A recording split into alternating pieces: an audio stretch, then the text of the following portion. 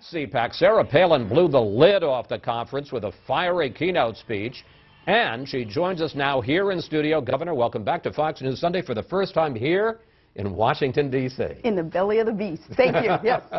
All right. Well, you blistered Barack Obama in your speech, and we'll get to that. You also had a message for the Republican establishment here in Washington. End the crony capitalism and bring the Tea Party into the congressional leadership. What's your point? Absolutely. Well, those Tea Party members of Congress now, they have fulfilled their promise to the people who hired them. They had promised that they would do all that they can to rein in the growth of government, and in some ways they've actually been punished for fulfilling their promises. They've been ostracized, they've been dismissed, they've been lied about by the president, and we would hope that the leadership in Congress, especially within our own party, that they would start at least accepting and really appreciating what these Tea Party members have done, and I would like to see them in leadership positions. Who is, you talk about it, the Republican establishment? Who is the establishment? And is John Boehner part of the establishment? Is Mitch McConnell part of the establishment? And are they part of the problem? I consider anyone part of the establishment. Those who today are fighting to keep the status quo. Those who are allowing government to grow, who are allowing the president that plastic credit card that's increasing debt, and they are not engaging in that sudden and relentless reform that we need in order to defend our republic, in order to get us off this road towards bankruptcy. So, for instance, the folks that agreed to raising the debt ceiling, the folks who agreed to tide the government over with one of these continuing resolutions, they're part of the problem? And maybe not one specific vote that they have taken, say, to increase the debt ceiling, but that culmination of votes and support for bigger government. They are part of the problem, and much of that does have to do with an establishment that doesn't want to see a lot of change in Washington, D.C., in our federal centralized government, because they're doing just fine with the way that things are going. Even though the American people aren't doing just fine, they're hurting, and they do want to see a change.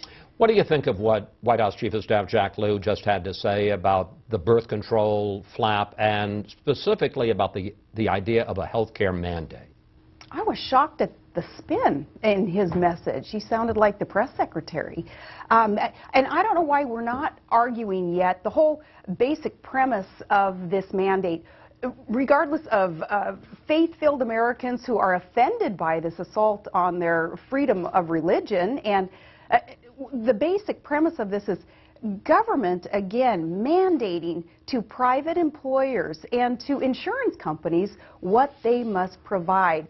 What gives government the right to tell us what we must consume, what we must purchase, what we must provide our employees? All right, but let's take a look at the overall picture, because you really were very critical of Obama yesterday in your keynote speech. The economy is improving.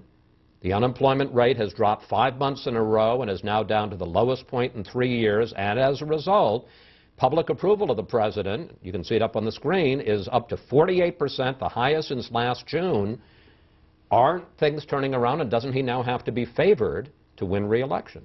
I argue those unemployment numbers, by the way, that have been released, where we're looking now at 8.3% unemployment, when really the fact is people have dropped out of the search for employment right now. The numbers have changed. I think a lot of it has to do with people just kind of giving up on finding a job right now, and I think that true numbers would reflect that. Real unemployment is above 10%, according to the experts, the economists who are really crunching numbers. So I do argue what those numbers are, but no, you know, you ask those 13 million Americans who still can't find a job. You ask those 46 million Americans who are living in poverty, and the 23% increase in government dependency that has really made our country suffer, because we're eliminating the opportunity for all to rise and to succeed in the private sector successfully because of this government growth and this dependency. You ask those people if they think things are turning around and getting better,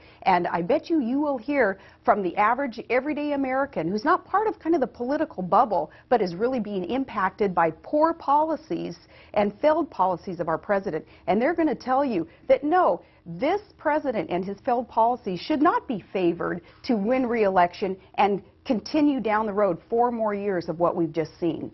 Let's turn to the Republican contest, the race for the nomination. What do you think of Mitt Romney?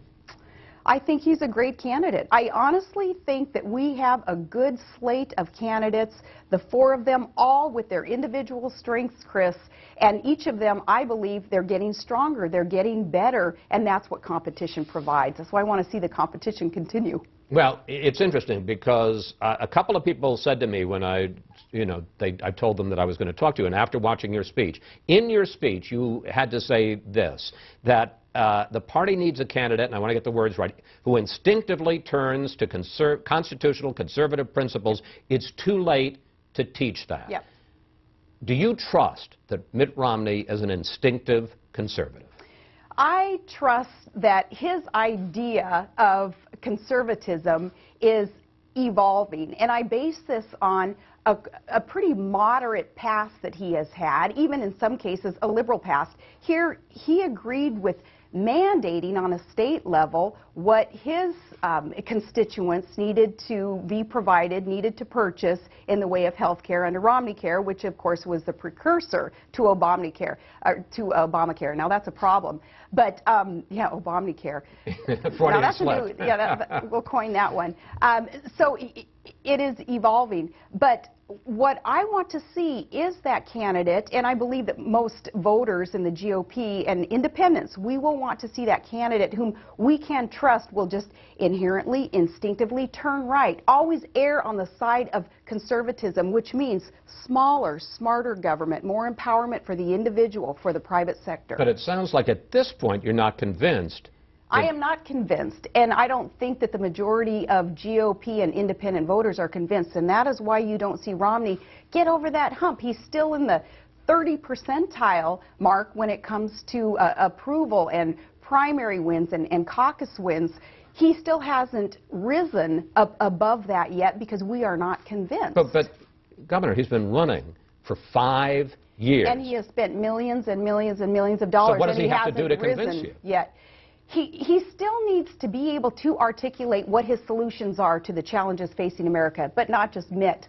All four of them. They need to quit beating each other up. We already know that the left and the media allies to the left are going to beat up our candidates. They're going to attack their reputations. They'll attack their families. We don't need to do that job for them. We need to hear from our candidates the solutions. What is their plan to get us back on the right road in America? We haven't heard that yet. The discussion needs to continue until we hear that. How do you compare?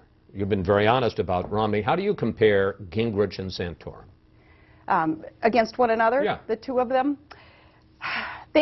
Again, everybody does have their strengths. Santorum has been quite bold about social issues that he truly believes in, and he hasn't shied away or backed off from his true foundational beliefs, and I respect that. Most people respect that. Newt has that historical perspective of how America was built, how we became so prosperous and safe and voluntarily generous, how we became an exceptional nation. That historical knowledge can be put to good use as we go forward. We have to know about our past in order to successfully proceed into the future. He brings that with him. Everybody has their strengths. I'm not going to go into their negatives because, as I say, they're already pointing out each other's negatives, and the left will do that too. They all have something to offer, and that is why this is a good democratic process in our republic. HBO. I love looking at your face. Yes. HBO has a movie coming out next month called Game Change about the 2008 campaign, and Julianne Moore plays Sarah Palin. Let's watch. Must we? American woman!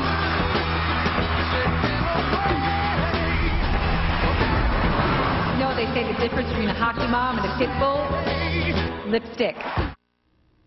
Does she do a good Sarah Palin?